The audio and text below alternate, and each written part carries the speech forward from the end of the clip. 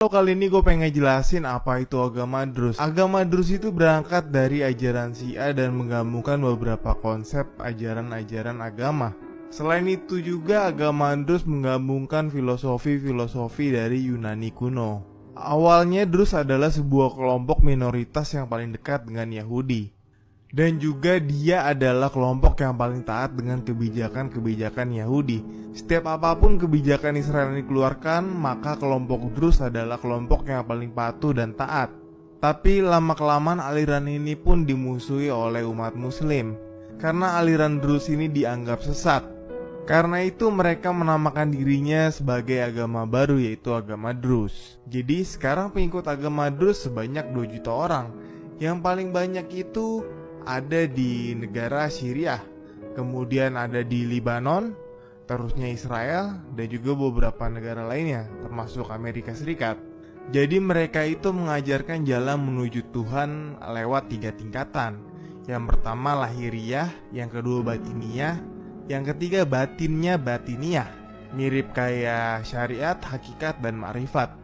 Namun agama Druze ini ada campuran beberapa agama, yaitu agama Yahudi, agama Kristen, dan agama Hindu. Jadi setelah lama-kelamaan agama Druze ditolak dari Islam, Druze kini kian jauh dari Islam. Mereka juga mengakui adanya Al-Quran, tapi mereka nggak mau mengajarkannya. Karena apa? Mereka beranggapan bahwa Al-Quran itu adalah rahasia Tuhan, dan gak ada manusia yang benar-benar memahamin Al-Quran. Jadi kitab yang mereka ajarkan adalah namanya kitab Al-Hikmah. Mereka berpedoman pada kitab Al-Hikmah ini yang bersumber pada Al-Quran. Lucu ya, mereka gak mau mempelajari Al-Quran karena menurut mereka itu rahasia Tuhan, tapi mereka malah buat kitab sendiri yang bersumber pada Al-Quran. Jadi mereka itu percaya bahwa Al-Hakim itu akan kembali ke dunia, dan semua penganut agama Druze itu akan bangkit bersama Al-Hakim. Menurut gue ini ada yang lucu nih. Menurut kepercayaan mereka, setelah mereka dibangkitkan bersama Al-Hakim, mereka itu akan dikumpulkan bersama-sama di Tiongkok.